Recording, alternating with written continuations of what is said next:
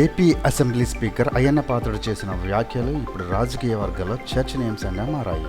5 ఏళ్లకు ఒకసారి జరిగే ఎన్నికల్లో కూడా ఓటు వేయడానికి ఓపిక లేని వారు సమాజం గురించి మాట్లాడే హక్కు ఎలా ఉంటుందని ఆయన ప్రశ్నించారు. ప్రతి ఓటరు తమ పేరు ఓటర్ లిస్టులో ఉందో లేదో ముందుగానే చెక్ చేసుకోవడం వారి బాధ్యతేనని స్పష్టం చేశారు. 5 సంవత్సరాలకు ఒకసారి బూత్ దగ్గరికి వెళ్ళి కూడా ఓటు వేయడానికి మీకు ఓపిక లేకపోతే మనొకళ్ళు అర్హత ఏంటని మాట్లాడే అర్హత ఏంటండి? మీ భార్య ఓటు, నీకు మీ పిల్లలకు ఓటు ఉందో లేదో చెక్ చేసుకోవచ్చు బాధ్యత మీకు లేదా? ఆఫీసులు ఇంటికి వచ్చి రాయాలా? ఎందుకు రాయాలండి? వాటర్ లిస్టులో పేరు లేకపోతే మనిషి చచ్చిపోయినట్టే బతుకున్నట్ట? వాటర్ లిస్టులో పేరు లేకపోతే మనిషి చచ్చిపోయినట్టే నా దృష్టిలో అయితే. ఆ చచ్చిపోయినాడికి పెన్షన్ ఎందుకు ఇవ్వాలంటే?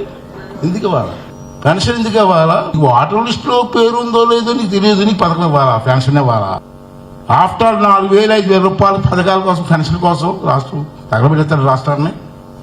5 సంవత్సరాలకు ఒకసారి బూత్ దగ్గరికి వెళ్ళి కూడా ఓటు వేయడానికి మీకు ఓపిక లేకపోతే.